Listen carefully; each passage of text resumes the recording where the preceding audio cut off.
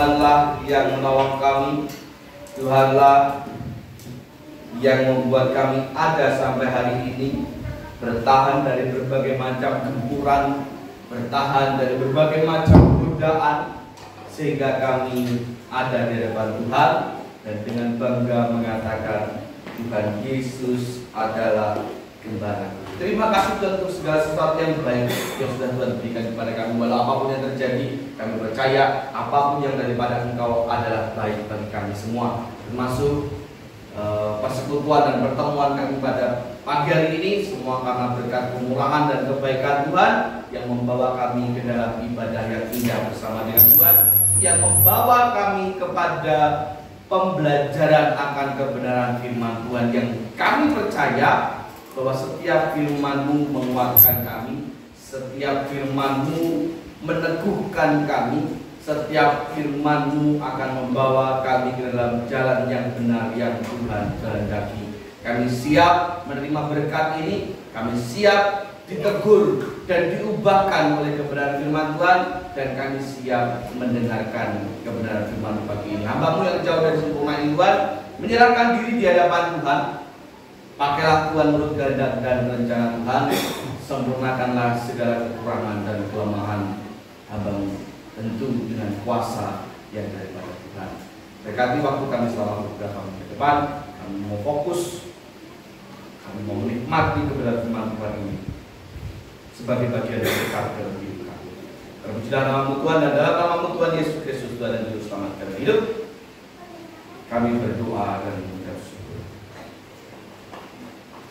Amin. Silakan duduk kembali. Shalom. Shalom.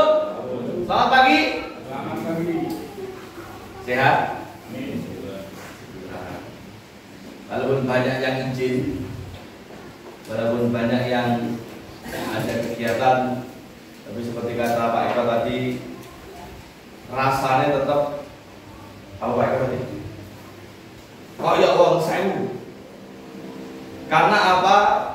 Karena kita, khususnya Pak Eko, menikmati dengan penuh suka kita. Tapi menikmati dengan ngeresulo ya menikmati ya. Kalau menjalani dengan ngeresulo, dengan sambat, wong sewu rasane sepi. Lah kok dhewean ya padahal akeh kancane. Karena tidak menikmati. Dan biarlah Pak dengan semua menikmati pagi ini bersama-sama dengan Tuhan. Amin. Kita masuk ke dalam kebenaran firman Tuhan yang akan kita pelajari pada pagi hari ini. Sebagaimana yang saya sampaikan di minggu yang lalu, di dalam tema bulan ini tentang penyertaan Tuhan atau Immanuel. Minggu yang lalu saya sampaikan tentang makna Immanuel bagi orang percaya, di mana arti Allah yang beserta kita itu bukan berarti kalau Tuhan sudah beserta kita maka kita akan bebas dari masalah, kita bebas dari kesulitan. Tidak, masalah akan tetap ada. Walaupun Tuhan katakan aku akan menyertai engkau, tetapi yang membedakan adalah walaupun kita hidup di tengah-tengah masalah, walaupun kita hidup di tengah-tengah pergumulan dan kesulitan, apapun itu Allah beserta kita, berarti Allah itu senantiasa menuntun kita walau dalam situasi sulit sekalipun, ya toh? Dan Allah beserta kita itu mengajarkan kepada setiap kita bahwa kita ini adalah manusia yang lemah. Bukan bermaksud merendahkan ras terkuat di bumi, yaitu manusia, khususnya sewu, bukan diskriminatif, tapi emak-emak yang naik motor metik, rete kiri belok kanan. Tapi masalah yang sekarang itu sudah menular ke mbah-mbah engkong-engkong. Orang mau nama dong saya ini. Bahkan tanpa rete tiba-tiba menggok lagi, tiba-tiba beda nih dengan mama tadi. Lek engkong-engkong itu bedanya. Orang rete-retingan menggok anggar ketutul kesenggol langsung dari saya. Bedanya itu. Ya. Bukan termasuk merendahkan makhluk apa istilahnya? Makhluk terbaik ciptaan Tuhan yaitu manusia, tetapi kelemahan kita menyadarkan bahwasanya tanpa Tuhan, tanpa tanpa penyertaan Tuhan, kita itu bukan siapa? Siapa? Kita tidak akan menjadi apa-apa. Sehebat, sekuat, sekaya, sepintar apapun manusia, kalau Tuhan mau, habis. Betul? Maka manusia itu sesungguhnya manusia yang lemah. Sebab itu Tuhan katakan, aku menyertai engkau, supaya setiap siapapun yang merasa dirinya lemah akan menjadi kuat, karena Tuhan yang menguatkan. Sebab itu pesan saya terakhir, maka semakin dekat dan mendekatlah kepada Tuhan. Nah, sebab itu sesuai janji saya, khotbah pada pagi hari ini akan berbicara tentang bagaimana setiap kita dapat berdekat kepada Tuhan. Pertanyaannya adalah, ngopo kok kudu dekat? Kenapa kok setiap kita harus mendekat kepada Tuhan? Nopo? Emangnya aku adoh nopo? Memangnya kalau saya jauh dari Tuhan, kenapa? Masalahnya apa? Oh ya tentu masalah. Toh aku menjauh dari Tuhan, aku tidak pernah naik gereja, tidak pernah berdoa, tidak pernah baca kitab, aku sehat-sehat saja. Pekerjaan juga lancar-lancar saja. Nah, saya pernah katakan justru itu warning. Ketika Anda merasa baik-baik saja saat sedang jauh dari Tuhan, itu warning. Itu peringatan bahwa Anda mulai nyaman dengan hidup yang jauh dari Tuhan. Nah, apa pentingnya mendekat kepada Tuhan? Mari kita buka dalam firman Tuhan. Nats yang terambil pagi ini dari kitab Mazmur nomor 115. Mazmur nomor 115 atau pasalnya yang ke-115. Ayatnya yang keempat sampai dengan yang ke-8. Mazmur 115 ayat 4 sampai 8. Amun, saya akan bacakan, silakan simak. Berhala-berhala mereka adalah perak dan emas, buatan tangan manusia. Mempunyai mulut tetapi tidak dapat berkata-kata, mempunyai mata tetapi tidak dapat melihat, mempunyai telinga tetapi tidak dapat mendengar, mempunyai hidung tetapi tidak dapat mencium, mempunyai tangan tetapi tidak dapat meraba-raba, mempunyai kaki tetapi tidak dapat berjalan, dan tidak dapat memberi suara dengan kerongkongannya. Seperti itulah, garis bawah ini, seperti itulah jadinya orang-orang yang membuatnya, dan semua orang yang percaya kepada Mazmur ini memberitahukan kepada siapa? Memberitahukan kepada kita bahwa siapa yang kita sembah akan menjadi seperti itulah kita nantinya. Apa yang kita sembah, sosok apa yang kita sembah, apa yang menjadi prioritas hidup kita, ya seperti itulah kita nantinya. Maksudnya gitu Pak. Secara simpel saya jelaskan begini. Kalau kita menyembah berhala, maka kita akan menjadi seperti berhala. Tapi kalau kita menyembah Tuhan, kita dekat kepada Tuhan, maka akan menjadi seperti itulah kita. Kalau dengan bahasa saya yang sering sekali saya pakai, kalau Anda sering bermain dengan bakul pindang, maka ambu ya mesti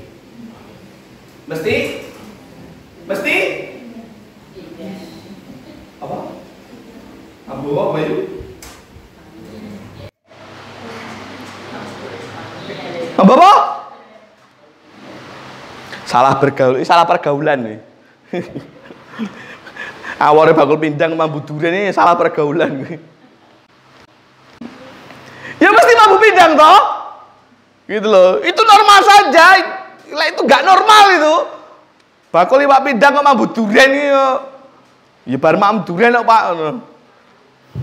Karepmu lah Pak Bayu.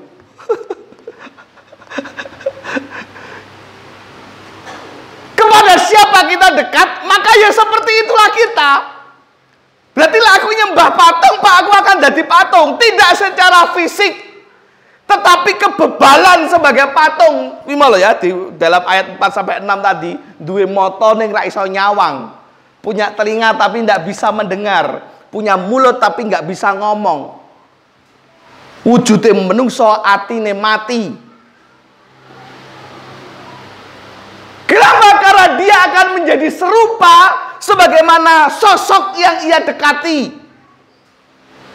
Maka sebaliknya kalau kita dekat dengan Tuhan, maka kita pun akan menjadi seperti Tuhan.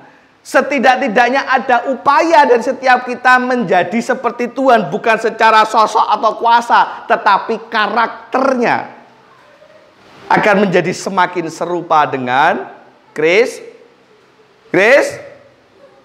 Karena itulah yang Tuhan kehendaki, bukan menjadi Tuhan ya, tetapi menjadi serupa dengan Tuhan dalam hal sifat dan juga karakter. Ketika Tuhan yang kita dekati adalah Tuhan yang penuh kasih, maka jangan heran kalau ada orang-orang Kristen yang hidupnya juga dengan penuh kasih.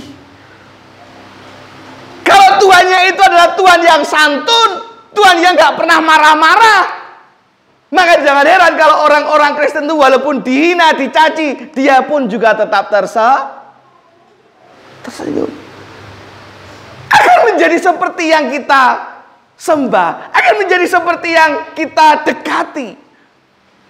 Karena walaupun dihina, diludahi, bahkan disalibkan sampai mati, Yesus pun tetap memberkati orang. Nah, maka akan menjadi aneh ketika ada orang Kristen, jangankan dicaci, disenggosi, aku nyapa toh? Lah kowe nenggo aku napa toh? Nah, itu dak sapa wong kuwi?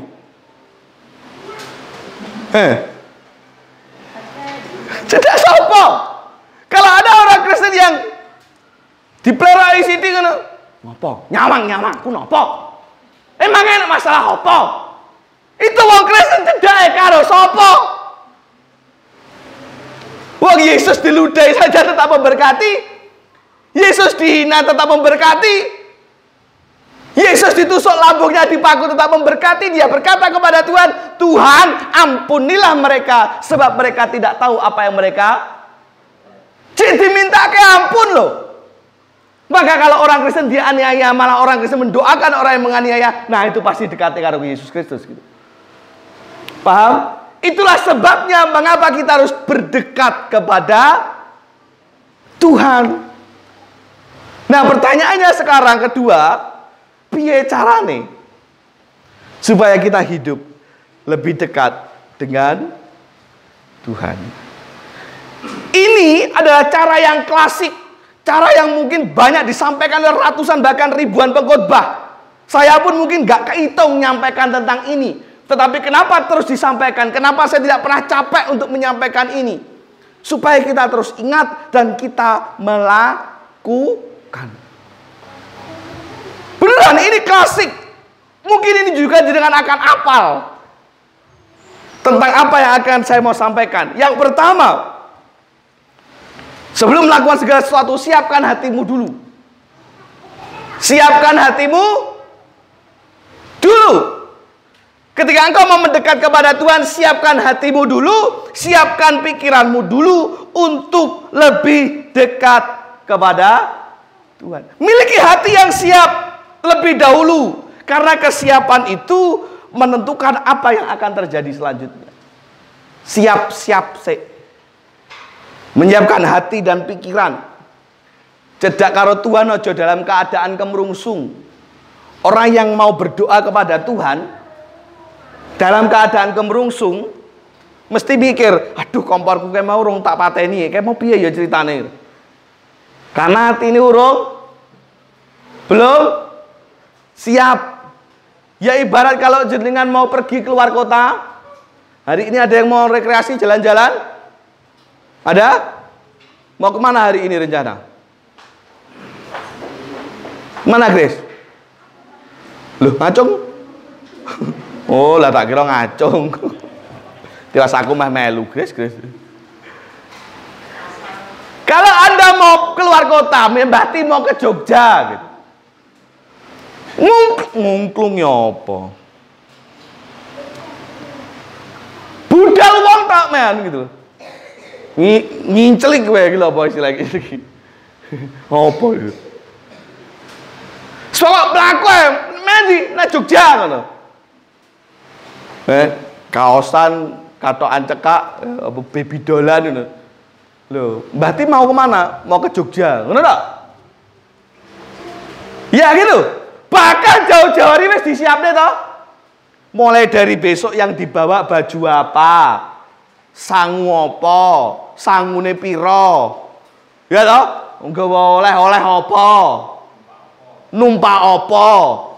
Misalkan rental mobil wis mulai nelpon-nelpon ya toh rentalan, nelpon-nelpon kenalan. Terus siap-siap menen nelponi anak, nelponi putu, ayo sesuk mau ikut pora. Nggih napa nggih? Siap-siap toh? Ora terus bakung. Yo terke aku. Lah nendi? Ning Yogya. Tiba-tiba loh. Lah iya ndang siap-siap wis ngene wae. Dasteran tok kae. Biasa daster perangnya Mbah Ti. Ngono kuwi Mbah budaya Yogya. Kan enggak mungkin gitu loh. Perlu persiapan. Saat data informasi harus segera ke Jogja atau pergi keluar kota, pasti minimal cepak duit, cepak sangu. Itu pun kadang ya, orang persiapannya rak mateng. Saya misalkan pulang ke Diri gitu. Tekan kon, aduh ces-cesanku rak nggawa. Ono wis sing keri gitu loh. Karena apa? Persiapannya enggak matang. Kurang gitu. Meh ibadah yang ngono, meh ibadah ya butuh persiapan, meh pelayanan juga butuh persiapan. Segala sesuatu kalau tidak dipersiapkan dengan baik, maka yang terjadi adalah kesalahan, kegagalan. Kalaupun akan sampai ke tujuan, ono wae masalahe gitu. Gitu. Diundang kalau dulurene Yogya, mantenan dulure mantu. Tekan kono malah ranggo klambi sing meh dienggo ndelok manten. Isine mung daster tok tinggi dolan-dolan nek kono kan yo jenenge kurang persiapan. Tekan tujuan tekan, tapi kan jadi gak maksimal karena apa? Kurang persiapan. Hidup berdekat kepada Tuhan juga perlu menyiapkan hati. Supaya ketika kita dekat dengan Tuhan, maka tidak ada lain yang menjadi prioritas kita selain Tuhan. Berarti lah aku sekarang harus siap, berarti oleh Pak ora dekat sih. Pertanyaan saya cuma satu, kapan? Kapan? Kapan kita dipanggil Tuhan? Gak ada yang tahu toh. Kalau bukan sekarang, kamu mencoba siap. Kapan? Maka sesegera mungkin kita harus menyiapkan diri untuk dekat kepada Tuhan. Sebab tanpa persiapan yang matang akan merusak perjalanan, bahkan akan gagal sampai tujuan. Kalaupun nyampe tujuan sembarangan yang mesti ada yang kurang. Piye carane? Carane mulailah dengan Matius 22 ayat 37. Mulailah dengan Matius 22 ayat 37. Apa? Coba yang ketemu baca.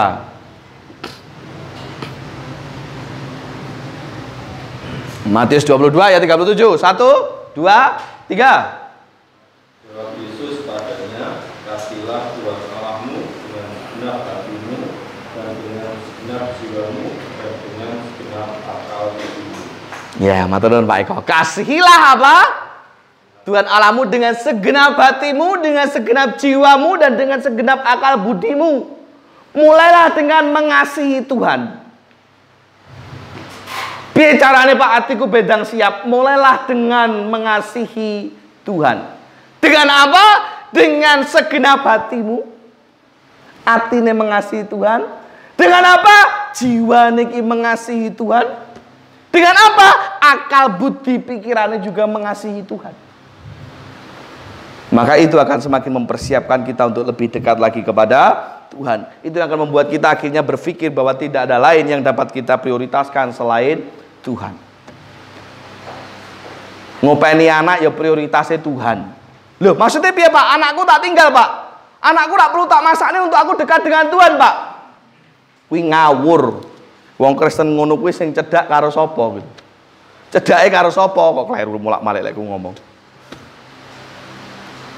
Maksudnya momong anak, ngopeni anak, prioritasnya adalah Tuhan ki sing kepiye? Ya kalau prioritasmu Tuhan, kalau kamu ngopeni anak, ya ngopeni dengan tanggung jawab. Ora ditinggal nonton drakor sampai lali masak, anaknya balik sekolah keluwen. Itu tidak memprioritaskan Tuhan dalam ngopeni anak. Salah satu contohnya itu. Dengan mengasihi Tuhan, hati dan pikiran, jiwa, raga akan siap menyatu dan juga sinkron. Dan dengan demikian pula kita akan tahu bagaimana memprioritaskan Tuhan lebih dari apapun sehingga memudahkan setiap kita untuk lebih dekat kepada Tuhan. Kalau kita tahu prioritas kita adalah Tuhan, lebih gampang, lebih mudah bagi kita untuk dekat kepada Tuhan. Tapi selama kita masih memprioritaskan diri sendiri, lek Tuhanmu masih uang, Tuhanmu masih jabatan, Tuhanmu masih cinta kepada manusia, ya maka akan menjadi seperti itulah kamu. Orang yang menuhankan uang, ya dia tidak akan menjadi apa-apa selain menjadi orang yang sugih, Pak. Orang mung sugih ning ya kebak dosa. Karena akal segala kejahatan adalah cinta uang, dan ketika orang mulai cinta uang, maka dia akan menghalalkan segala cara untuk mencari uang. Sugih, Pak, iya sugih, tapi menghalalkan segala cara.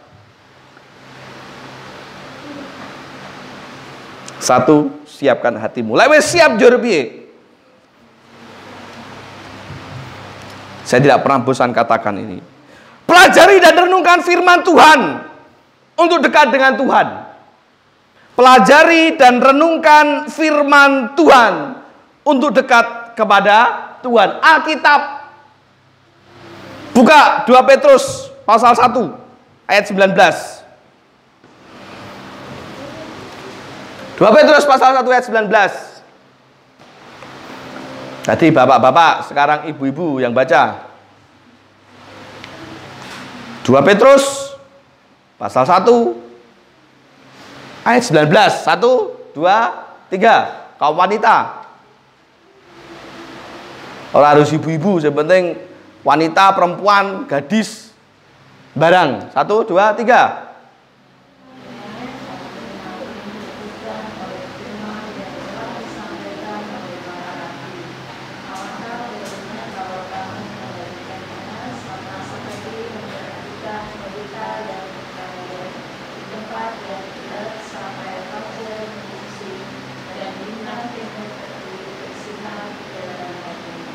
Ya, terima kasih.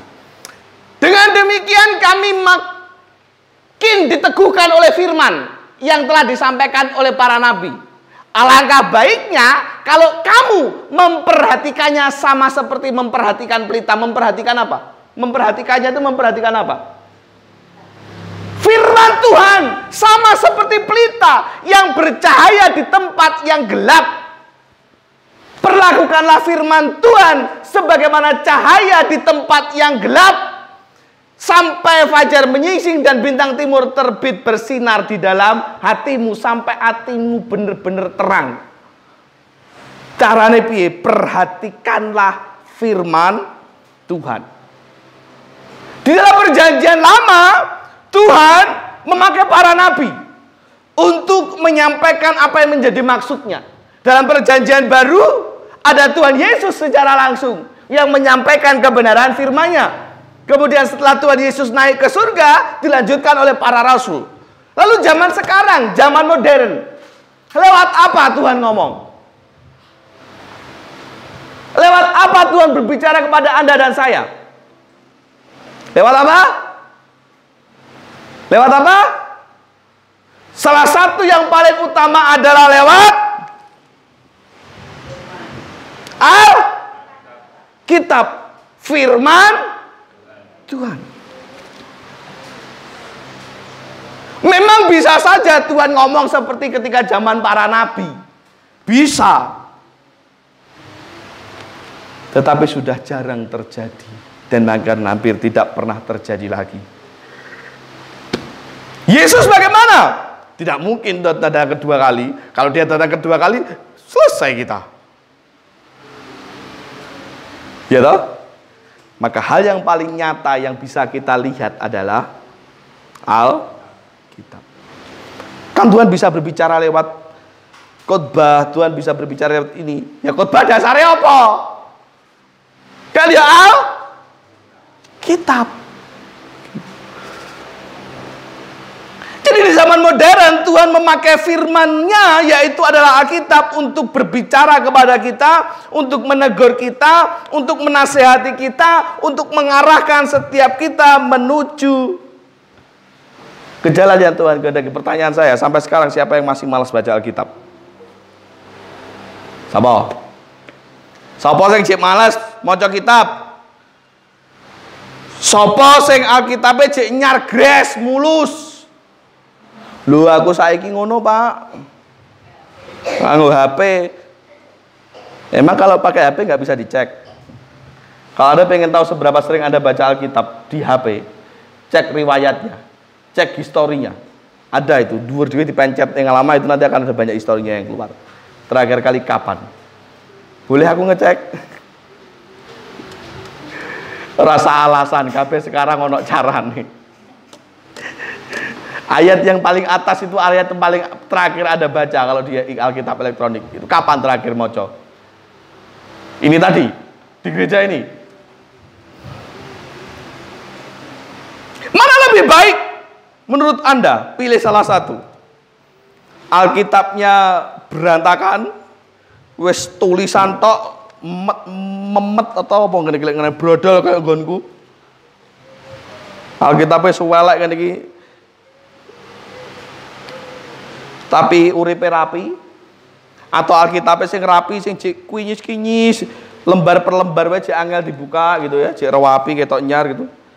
Tapi kelakuannya sing berantakan. Milih ndi? Milih Alkitabmu berantakan, banyak tulisan kucel tetapi hidupmu rapi, atau Alkitabmu yang rapi, kinyis-kinyis jek kelat kabeh tetapi uripmu yang berantakan. Pilih mana?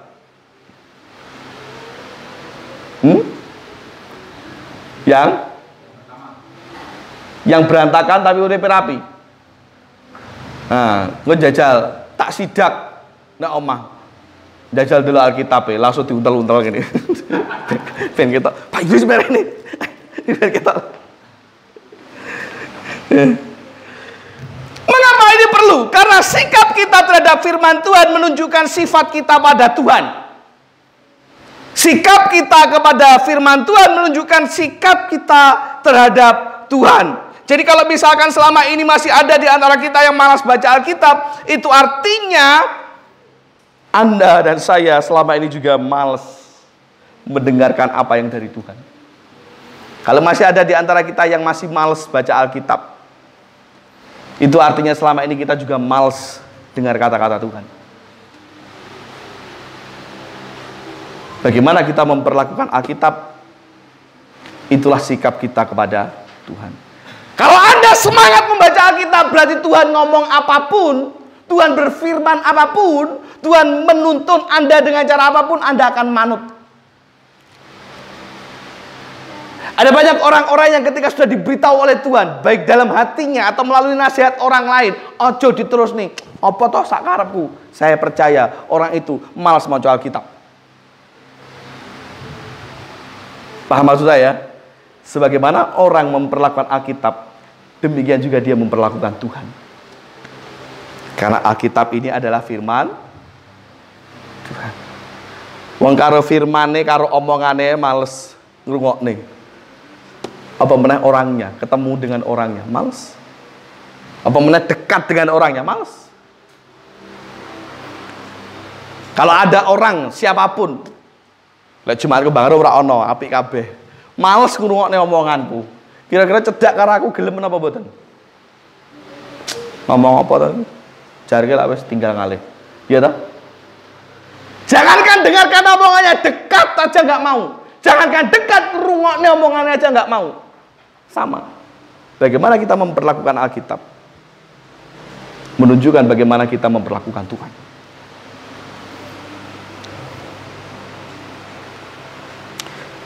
Jadi kedepannya Bapak Ibu Saudara, jangan pernah ada yang bilang bahwa Tuhan, kenapa Tuhan Pak diam saja?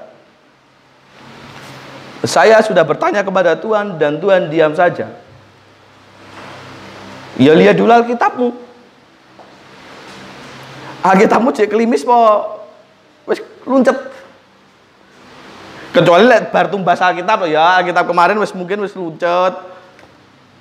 Luncet Pak, lah kenapa sering dibaca enggak? Lah ngapa keterocohan? Alah. Keterocohan tahu keterocohan. Apa ini keterocohannya apa?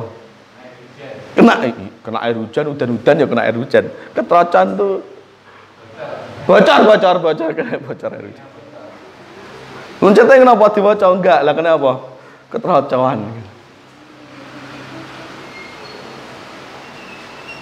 Jangan bilang Tuhan diam saja jika Alkitab kita masih rapi, tertutup, tersegel, dan masih licin. Nah, jika Anda ingin sungguh-sungguh kenal, dekat, dan cinta Tuhan, maka mulailah dengan membaca Alkitab. Dengan hati yang siap, pikiran siap, mulailah untuk membaca Alkitab. Mulailah untuk mencintai, mempelajari, merenungkan firman Tuhan. Jika ingin tahu jalan Tuhan, jika ingin tahu pikiran Tuhan, jika ingin tahu janji Tuhan, jika ingin tahu arahan Tuhan dalam hidupku, piye maca Alkitab. Pak, tapi aku gak mudeng Pak sing apa jenenge silsilah kok gak mudeng waca wae. Berdoa minta hikmat Tuhan. Tuhan maksudnya apa? Pasti ada maksud kenapa Tuhan menyampaikan semua itu.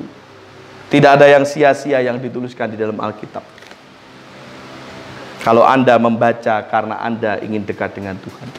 Tapi lek maca cuma pengen kejar target, weh kanca-kancaku wis rampung Alkitab ping pindho, aku urung blas. Kejar target jenenge gua apa gitu. Enggak ada cerdas cermat Alkitab juga di sini gitu.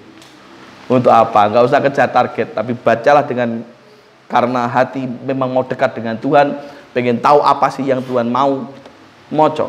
Kalau Anda apa istilahnya, ada banyak cara membaca Alkitab, artinya supaya bisa menikmati, nggak harus urut. Anda bisa baca random, Anda bisa di HP, di internet itu sudah ada. Manfaatkan internet, jangan mau ndelok drakor, ndelok sinetron, ndelok gilga, dangdutan atau apapun itu. Jangan cuma ndelok itu. Ada banyak bahan renungan di sana, ayat-ayat Alkitab di sana, harian bahkan. Terbit setiap hari, baca. Ya, Alkitab dibaca. Hari ini lewat apa ya bacaannya? Oke, membaca Alkitab. Karena bagaimana kita memperlakukan Alkitab, demikian juga kita memperlakukan itu. Yang kedua, yang ketiga. Bisa beda apa yang ketiga? Membaca Alkitab yang satunya? Yang satunya? Yang satunya? Ya membaca Alkitab ya melakukan kudune. Apa? Bagaimana supaya Anda lebih dekat kepada Tuhan? Berdoa. Kalau membaca Alkitab itu kita mendengarkan apa mau Tuhan, kalau berdoa itu adalah cara kita berkomunikasi, menyampaikan apa yang kita inginkan, apa yang kita rasakan kepada Tuhan. Maka ada istilah berdoa itu bercakap-cakap dengan Tuhan. Giliran kita nih yang berbicara kepada Tuhan. Giliran kita ini yang curhat dong Tuhan. Nah gitu loh. Kan gak mungkin Anda ngomong sama Alkitab, curhat dan Alkitab, kan enggak gitu loh. Tapi ketika kita membaca Alkitab, kita ngerti, oh apa tuh yang Tuhan mau, apa tuh yang Tuhan inginkan. Ketika kita berdoa, kita ngobrol dengan Tuhan. Tuhan, hari ini panas. Bukan karena cuacanya Tuhan, tetapi omongan tetangga. Nah gitu loh. Ngomong aja gitu loh, apapun yang menjadi keluhanmu dalam doa. Maka kalau Anda ingin lebih dekat kepada Tuhan, maka berdoalah lebih dalam. Mengapa saya katakan berdoa lebih dalam? Artinya berdoa lebih sungguh-sungguh. Supaya doa itu tidak hanya sebagai formalitas. Doa itu tidak hanya sekedar syarat. Doa itu juga bukan kebiasaan. Lah aku biasanya ngene. Oh, jangan. Tetapi doa itu menjadi satu kebutuhan kita. Kerinduan kita untuk terus dekat dengan Tuhan, ngobrol sama Tuhan. Bukan sekedar formalitas ataupun kebiasaan.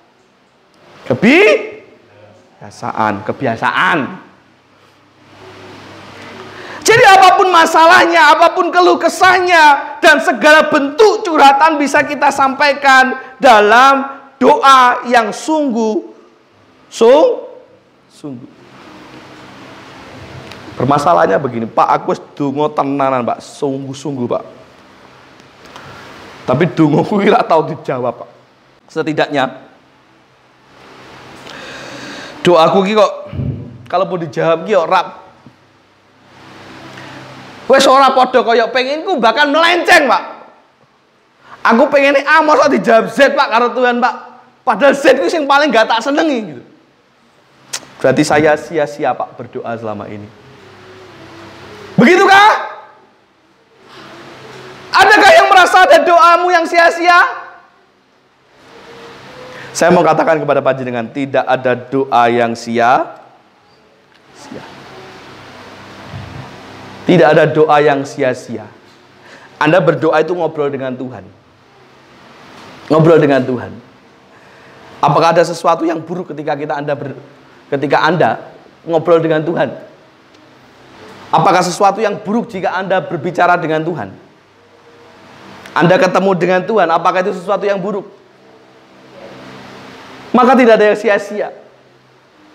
Bukankah doa itu tidak harus terjawab sesuai dengan keinginan, toh?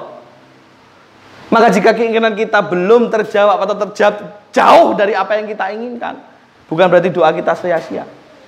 Tapi kalaupun toh ngeyel, enggak, Pak, tetap sia-sia. Saya mau katakan, tetaplah berdoa.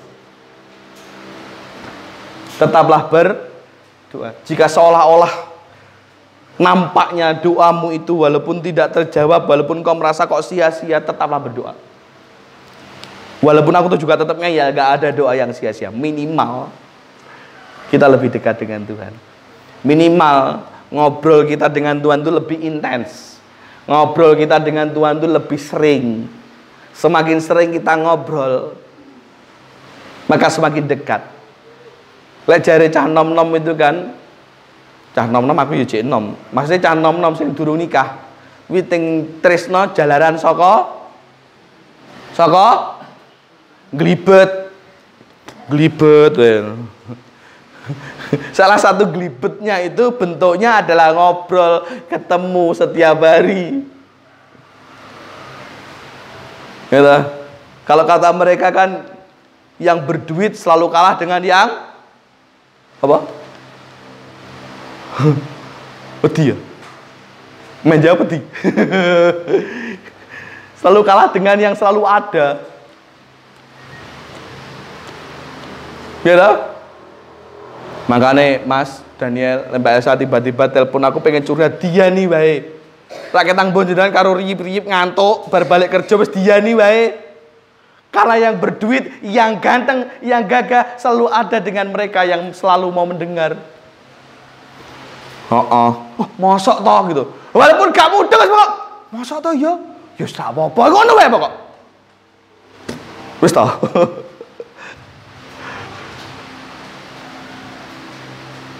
Tumbuhnya cinta karena terbiasa berbicara, terbiasa meluangkan waktu bersama. Nah, maka dengan berdoa setidak-tidaknya ada waktu yang banyak kita luangkan dengan Tuhan, maka tumbuhlah cinta di sana. Maka semakin dekatlah di sana. Jadi nggak ada doa yang sia-sia. Walaupun doamu nggak terjawab seperti keinginanmu, nggak ada yang sia-sia. Minimal kita semakin dekat kepada Tuhan. Minimal kita semakin intens ngobrol dengan Tuhan. Betul? Gak ada doa yang sia-sia.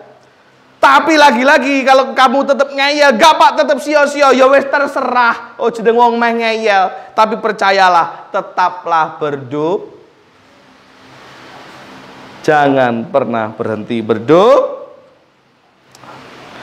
Sebagaimana 1 Tesalonika pasal 5 ayat 17. Ora usah dibuka, tak wacak nih. Cuma 2 kata. Kira-kira apa? 1 Tesalonika 5 ayat 17. Kira-kira apa kata firman Tuhan? Tetaplah berdoa. Oke. Dekatlah kepada Tuhan. Bagaimana caranya? Siapkan hatimu, siapkan pikiranmu, prioritaskan Tuhan.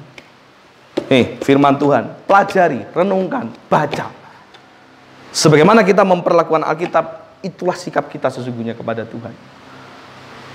Aja lali, dongone luwih dalam, berdoanya lebih dalam, berdoanya lebih sungguh-sungguh. Sebab tidak ada doa yang sia-sia. Minimal kita semakin dekat kepada Tuhan. Minimal kita semakin nyaman ngobrol sama Tuhan. Ya lah? Dan maka engkau akan tahu bagaimana dalamnya Tuhan mengasihi kita, bagaimana dalamnya Tuhan menyertai kita dalam segala hal. Kalau hari ini engkau tidak tahu bagaimana Pak, apa ya Tuhan menyertai aku, berdekatlah kepada Tuhan. Maka engkau akan mengerti sebagaimana besarnya cinta Tuhan, sebagaimana kuatnya perjuangan Tuhan untuk menyertai kita. Percayalah, Tuhan tidak akan pernah meninggalkan kita. Allah yang Immanuel itu yang akan menyertai kita dalam segala situasi dan kondisi. Kalau tetap ngeyel, Pak aku tetap ngerasa nih. Nyun sewu, dengan singkat sambil menutup Alkitab saya berkata, uripmu kurang cedak karo Gus. Tuhan Yesus memberkati, kita tunduk kepala berdoa. Terima kasih Tuhan untuk pagi hari ini. Hamba sudah selesai berbicara. Roh Kudus-Mu yang menuntun, membuka hati dan pikiran kami semua untuk mengerti, memahami apa yang Tuhan mau, apa yang Tuhan kehendaki dalam hidup ini. Kami percaya segala yang Tuhan rencanakan adalah baik bagi kami semua. Dan kami percaya rancangan Tuhan sempurna dalam hidup kami. Mampukan kami untuk hidup lebih dekat kepada Tuhan. Mampukan kami untuk memprioritaskan Tuhan dalam segala hal. Hidup lebih dekat kepada Tuhan, lebih mencintai firman Tuhan. Semakin setia, semakin rajin dalam membaca firman Tuhan, semakin dalam kehidupan kami dalam berdoa kepada Tuhan. Dan mampukan kami untuk terus dekat kepada Tuhan walau apapun yang terjadi. Mampukan kami untuk mengenal Tuhan lebih jauh dan semakin jauh lagi. Karena bagaimanapun yang terjadi, sebelum kami menyatakan hari ini untuk hidup semakin setia, kami percaya bahwa Tuhan jauh lebih dulu setia. Terima kasih untuk kesetiaan Tuhan. Kami percayakan hidup kami ke dalam tangan kuasa. Amin.